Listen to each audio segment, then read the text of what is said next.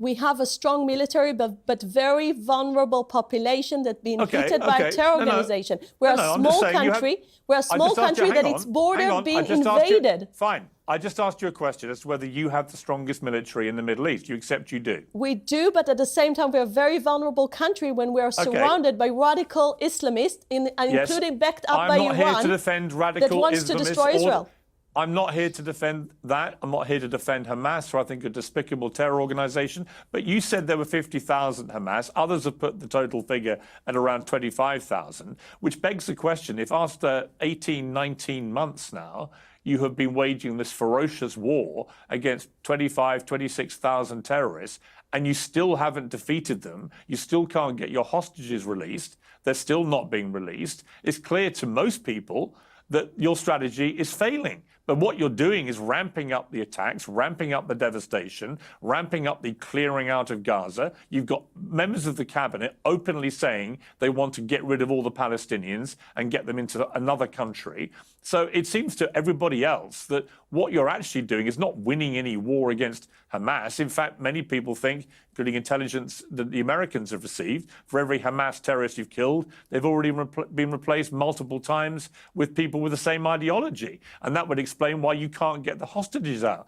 And in fact, the hostages, the more you bombard Gaza, the more you would say that their own lives become imperiled. And the overriding picture, which is what's getting Israel so much opprobrium around the world, is that your strategy isn't working. There's no clear plan for what happens at the end of all this. Hamas is still clearly alive and well and thriving. Yes, you've killed another one of their leaders today, but you killed his brother, who was the architect of October the 7th, months ago, and that didn't seem to make any difference to Hamas's ability to continue engaging in battle with you.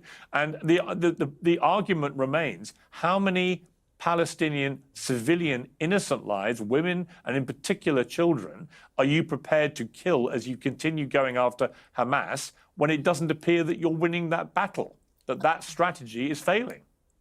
Pierce, how many Japanese children were killed under American attacks, and how many German children were killed under UK attacks in the Second World War?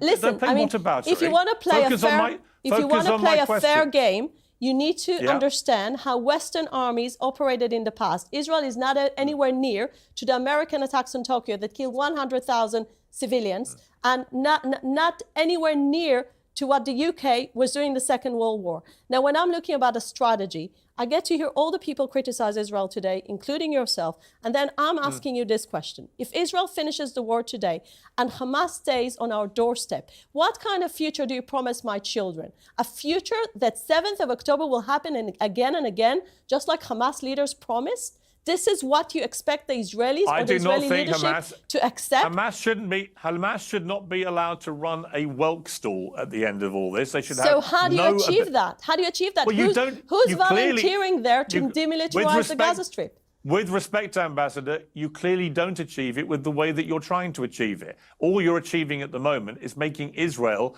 more and more of a global pariah. When only a few days ago, you have 2 doctors in Gaza who have 10 children and 9 of them are killed in a bombardment by your forces. That doesn't make people feel, oh, this is all going great. It makes people think that you're waging a systematic destruction, not just of property and of land, but also of children. And that's what's happening. The percentage of children that you're killing compared to the percentage of you're killing of Hamas terrorists, what is it? Do you know? Do you know how many children you've killed? Hang on. Answer me that one question. Do you know how many Hamas terrorists you've killed and how many children you've killed? Do you know those 2 numbers? I know the numbers that came from the IDF. I know the numbers that came from a very, very established Give me the two numbers. Wait a second. We killed 30,000. We killed 30,000 terrorists in phase 1 of the war.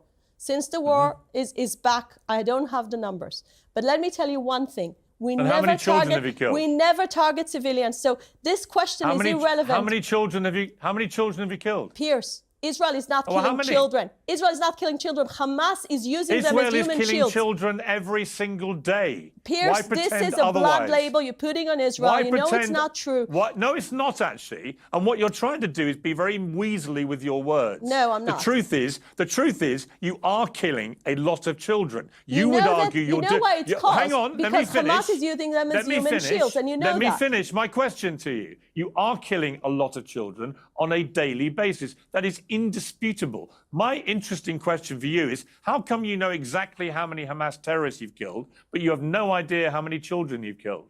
Piers, I will give you the answer, because when you are accusing a country of killing children, it sounds to all the people that are listening to us as if Israel wakes up in the morning and says, "Oh, let's kill innocent people now."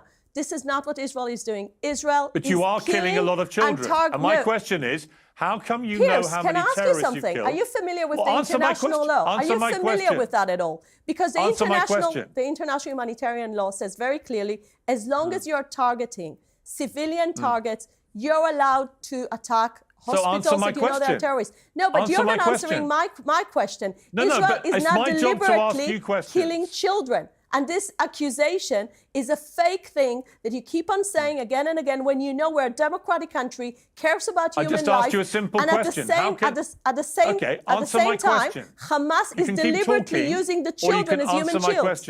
And you know that. I don't deny anything you say about Hamas. They're everything you say they are, probably worse. I despise Hamas. They are a despicable terrorist organization. So help us win this war if you're so despising Hamas. You're offering to surrender. You're not offering to win. No, I'm asking you, I'm asking you this question for a purpose. I'm curious why you say you know exactly how many Hamas terrorists have been killed, but you have no idea how many children have been killed. Why is it you know one number, but not the other? I'll give you the answer. Because in the end of the day, we never target civilians. We only target the terrorists. Why don't you know the statistics? And look, you can ask this question. Are you saying no children have been killed in Gaza? I didn't say that. Are you saying that? I didn't say that. What are you saying? Well, what are you saying? Pierce, what I'm saying is Hamas needs to be blamed. Hamas needs to be blamed for any child that is being killed in Gaza. Now, if you want to go into this propaganda of Israel is doing this and that, you know...